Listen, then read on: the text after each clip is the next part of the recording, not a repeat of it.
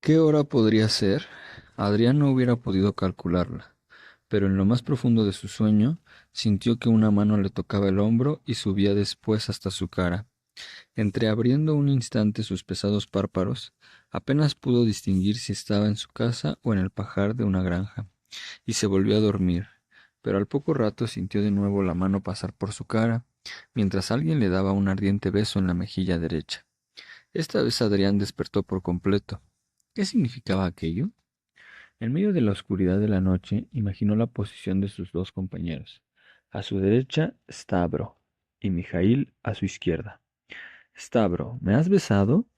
Mientras se hacía esas reflexiones, una idea se apoderó de su cerebro, pero rechazándola, se dijo a sí mismo: No, no puede ser, no es posible. Con toda seguridad estaba soñando y he creído que me besaba. Algunos minutos después sintió de nuevo cómo la mano de Stavro le tocaba el pecho, y con voz ahogada pero sonora lo interrogó. ¿Qué quieres, Stavro? ¿Qué buscas? Estas preguntas, aunque en voz baja, resonaron en la soledad y el silencio de la noche, como si hubieran sido pronunciadas debajo de una cúpula, y sobresaltado, el refresquero le dijo con voz temblorosa: Cállate. Pero dime lo que quieres. Habla, repuso Adrián. ¿Me besaste? Exclamaba cada vez con mayor asombro.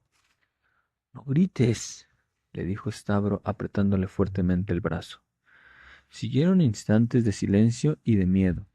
Entonces Mijail, con voz muy clara, que indicaba que estaba perfectamente despierto, dirigió en turco una pregunta brevísima a Stavro, quien al principio no contestó, limitándose luego a pronunciar unas ambiguas frases. Mijail insistió, y Stavro replicó esta vez más extensamente que a la anterior pregunta. De nuevo, el primero le interrogó con más vigor, contestando el segundo con palabras secas. Mijail, reflexionando, calló unos instantes, pero de pronto, levantando la cabeza, apoyándose sobre un codo y como buscando los ojos de Stavro, le habló con calma. Stavro, molesto, le atajó brutalmente. Adrián presenciaba aquella escena sin comprender palabra. Había conocido a un Mijail siempre bondadoso, y al verlo tan exaltado dudaba de que fuera el mismo de antes. Con frases breves pero enérgicas, luchaba contra Stavro, quien, no menos enérgico y brutal, se defendía. En medio de la oscuridad, las palabras se cruzaban, violentas, y chocaban produciendo chispas como espadas en combate. Se adivinaba en la sombra que las cabezas de los contendientes se acercaban hasta casi tocarse, que sus ojos se buscaban impotentes, que se movían los brazos en ademanes amplios. En el corazón de Adrián, las vocales de la lengua turca resonaban como los gemidos del oboe, mientras sus consonantes duras y numerosas como el batir del tambor. Adrián comprendió la verdad. Comprendió también que Mijail tenía acorralado a Stavro. Una gran piedad por este último le oprimió el pecho y le hizo estallar en lágrimas. Sollozando dijo: Hablen en griego, yo no entiendo ni una palabra. Su dolorosa explosión cortó la disputa. Un pesado silencio siguió al nuevo pregunta de Adrián. Stavro, ¿por qué has hecho eso? El refresquero de feria, volviéndose hacia el joven, le contestó con voz ahogada: Ah, mi buen amigo, porque no tengo honor. ¿No te lo había dicho? Eso es peor que la deshonra, replicó Mijail. Eso es perversión, violencia contra todo equilibrio y armonía. Usted ha viciado ese equilibrio y comete el peor de los crímenes cuando quiere propagar, extender su vicio. Y tras una pausa, Mijail añadió con firmeza: Pida perdón a Adrián. De lo contrario, me largo de inmediato. Stavro no contestó. Se hizo un cigarrillo y tras encenderlo, los dos amigos vieron perfilada su cara con un aspecto completamente desconocido, la boca más grande y la nariz más larga que de costumbre. Los bigotes se mantenían erguidos, contrastando con sus ojos hundidos y su palidez. Stavro no levantó la vista ni siquiera cuando ellos prendieron sus cigarrillos. Afuera, los ladridos de los perros y el canto de los gallos poblaban el aire de la noche. Sí, empezó diciendo Stavro al cabo de un largo rato, cuando empezaba ya Mijaíl a impacientarse. Pediré perdón sinceramente a Adrián. Dije sinceramente, pero sin humillarme, y no sin que antes me hayan escuchado. Entonces comenzó su historia. Han dicho perversión, violencia, vicio, y creen aplastarme bajo la vergüenza que encierran esas palabras. Sin embargo, dije y repito que soy un hombre sin honor, y entiendo por eso hacer el mal conscientemente. Pero de aquí a la perversidad, a la violencia o al vicio, mi buen Mijaíl, esto se hace, y lo vemos todos los días a nuestro alrededor, sin que nos rebelemos.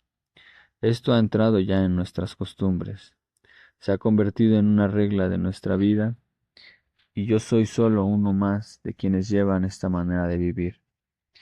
Desde mi infancia, todo fue a mi alrededor perversidad, violencia y vicio. Yo resistía instintivamente, mi inclinación no me llevaba por esos senderos. Quise no recorrerlos, pero me vi empujado por la fuerza arrolladora de los acontecimientos. Lastima el verse obligado a hablar contra uno mismo, pero voy a aprovechar que estamos en medio de la noche, como si habitáramos en el reino de los topos, no para defenderme, porque la defensa no la necesito, sino para que yo, el inmoral, dé una lección sobre la vida a ustedes, los morales, y en particular a ti, Mijaíl, que crees conocer la vida más, mucho más de lo que en realidad la conoces. Soy un hombre inmoral y deshonesto, por cuanto toca al honor, yo mismo he proclamado carecer de él.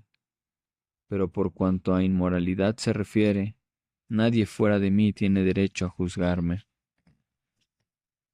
Yo seré mi propio juez, aunque, en verdad, ¿quién es el que debe ser juzgado? Una circunstancia de mi vida, la aventura de mi casamiento, que voy a contarles, les proporcionará elementos para comprender. Alrededor del año de 1867, poco después de la entrada del príncipe Carlos, entraba yo también en mi país, aunque no en calidad de príncipe como él, sino con el corazón hecho pedazos por la trágica pérdida de mi hermana mayor y herido por 12 años de aventuras que corrí buscándola a través de Anatolia, Armenia y la Turquía europea. Lástima que no pueda exponerles mi infancia, así como la triste desaparición de mi hermana y las circunstancias de mi perversión. Sería demasiado largo. Quizá algún día pueda hacerlo, si quieren continuar teniéndome por amigo, aunque les advierto que si me rechazan me resultará completamente indiferente. Tenía yo 25 años. Poseía una pequeña cantidad de dinero y hablaba 3 idiomas orientales, aunque casi había olvidado el rumano. Los que siendo niño me trataron no podían reconocerme, y así logré pasar inadvertido. Con documentos que acreditaban mi calidad de raya, esto es, de súbdito otomano, y hablando mal el idioma de mi propio país, me resultó fácil hacerme pasar por extranjero. ¿Por qué volví a mi patria? Por nada, y por algo grande. Por nada, porque ya no existía ninguna raíz que me ligara a la tierra en donde arrancó mi vida y me hallaba bien en el extranjero. No obstante, este bienestar era más aparente que real. Llevaba una vida libre, errante, al propio tiempo que encenagada por el vicio. De la mujer, aparte, la madre y la hermana, no conocía nada. La esposa, la amante, eran para mí completamente desconocidas y sin embargo las deseaba con ardor. Este deseo me devoraba y temía, al propio tiempo, acercarme a ellas. He aquí, Mijaíl, algo que desconoces y sin embargo cuán grande y punzante es el daño que causa a nuestra vida de hombres. Cuando se ve a un hombre sin un brazo o en muletas, sin preguntar por la causa, en el acto sentimos compasión por él, pero al hallarse ante un mutilado del alma, cuyo corazón se ahoga bajo el peso de su dolor, nadie experimenta la menor compasión. Todos se apartan, y sin embargo, es el fundamento mismo de la vida, lo que le falta al enfermo del alma, lo que a mí me ha faltado. Volví a Rumania para pedir ayuda a todos aquellos cuyas costumbres son conforme a la norma. Me ayudaron, sí, pero enseguida me retiraron su apoyo, vergonzosamente. Les voy a contar cómo ocurrió. En cuanto llegué a mi país, reemprendí mi oficio de salepdi, vendedor de bebida caliente a base de harina de salep, recorriendo mercados y ferias, siempre fuera de Braila. Algunas veces me acerqué a sus alrededores, pero prefería alejarme de la ciudad. En ella nadie sabía cuál era mi profesión, y por lo tanto ignoraban mis medios de vida. Secretamente compraba el salep en la tienda de un turco que me creía compatriota suyo. Así, ganaba mucho y trabajaba poco, no faltándome el apoyo del oro que en mi cinturón llevaba, lo cual me permitía conocer a gente que, solo con el trabajo, no hubiera podido disfrutar. Vestido de giabour, de hombre rico, y pagando siempre sin fijarme en los precios, bebiendo unas ocas de vino, unas veces aquí, otras allá, un buen día me metí en el viejo barrio de Braila, llamado Oulitza Calimeresque, y encontré un lugar como el inútilmente buscado desde mi llegada al país hacía cerca de un año. Lo frecuenté. Algunas veces el sabroso vino me lo servía una bella Krasmaritza, hija del dueño. El vino era exquisito y me convertía en un fiel cliente, presa de las llamas que lanzaban los ojos negros del ídolo. Claro está que fui prudente en aquella austera casa. Eran ricos y aborrecían a los extranjeros, aunque a ellos debieran su fortuna. Porque conocían este sentimiento, me ocupé ante todo de procurarme documentos de nacionalidad rumana, facilísimo en un país donde todo puede conseguirse mediante una discreta propina. De la noche a la mañana enterré al vendedor de Salep, Stavro, e hice nacer a Domnul Isboranu, mercader de cobres de Damasco. Nombre y profesión gustaron tanto que pronto me vi rodeado por las mayores atenciones. La madre de la joven había muerto hacía poco. El padre, un viejo severo, se hallaba aquejado de una enfermedad en las piernas. 3 meses después de visitar la casa, una noche, sin saber cómo, me vi cenando en familia. Conocí esa noche a una anciana, tía de la hermosa joven, que reemplazaba a la difunta madre y prodigaba sin cesar caricias a su sobrina, a quien parecía idolatrar. En la mesa se hallaban, además, 2 robustos muchachos hermanos de la joven. En la conversación que sostuve con ellos, me convencí de que es bueno, cuando se miente, no hacerlo sino a medias, porque precisamente los dos eran comerciantes en tapicerías y cobres de Damasco, establecidos en Galatz. Fue una suerte para mí conocer Damasco y conocer su propia profesión mejor que ellos mismos, porque yo había vendido tapicerías y cobres de Damasco. Durante la cena se habló mucho con relación a ello. Me extendí contándoles historias de Anatolia, insistiendo en resaltar cuánta tristeza se ocultaba bajo las bellas filagranas de las tapicerías y cobres de Damasco. Les expuse el mudo dolor de los pobres obreros que las fabrican, especialmente los niños y los viejos, los niños que empiezan a trabajar a los 5 años y los viejos que casi ciegos tienen que seguir en sus tareas. Los primeros ganan 2 metelik por día, ignorando por completo qué es la infancia y entrando ya en la vida por las puertas del suplicio. Los segundos acaban sus días desfallecidos, no teniendo derecho ni al descanso ni a la serenidad de la vejez. Mis historias divertían a la joven cuando eran alegres y la hacían llorar cuando trataban de cosas tristes.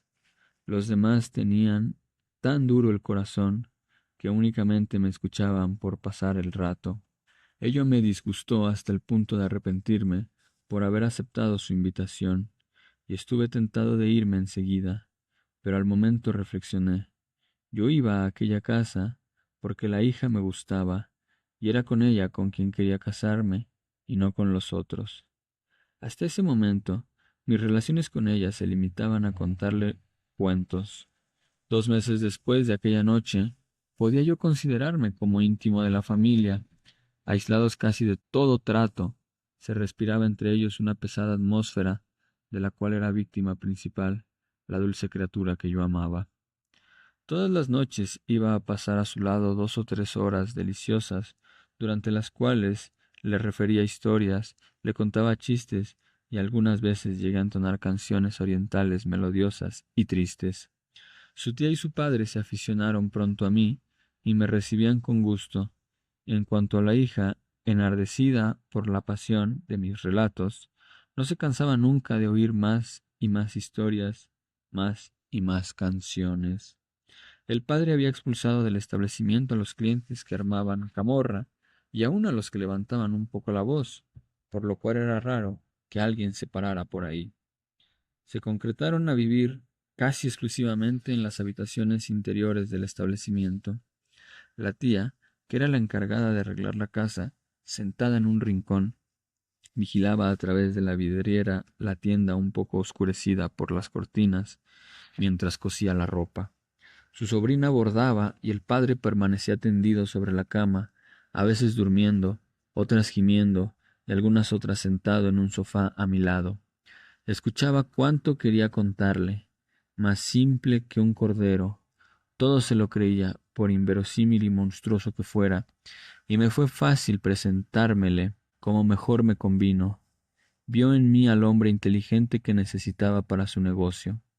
El rumano no es comerciante, esclavo de la tierra, dedica a su cultivo todo afán. Esta circunstancia favoreció mis planes. El viejo quería casar a su hija con un buen comerciante, problema de difícil solución porque aborrecía a los extranjeros. Fue natural que se considerara dichoso de poder entregar a su hija a un rumano conocedor de varios idiomas y capacitado al propio tiempo para dar consejos a sus 2 hijos, que eran en verdad tan estúpidos como él. Muchas veces me preguntaba cómo había podido acumular semejante riqueza, hasta saber que su difunta madre, si estaba dotada de talento para los asuntos comerciales, de los que siempre había llevado la dirección. La hija poseía el mismo temperamento de su madre, pero desde su muerte la casa languidecía. Mi aparición purificó el aire y la alegría apareció otra vez en aquella familia. El viejo me cansaba con su constante aceptar todas mis historias, y también los 2 hijos que cada 15 días venían a pasar el domingo, mareándome a preguntas sobre lo único para ellos interesante, negocios. Si les hablaba de otro asunto, o no escuchaban o se reían sin causa, como idiotas.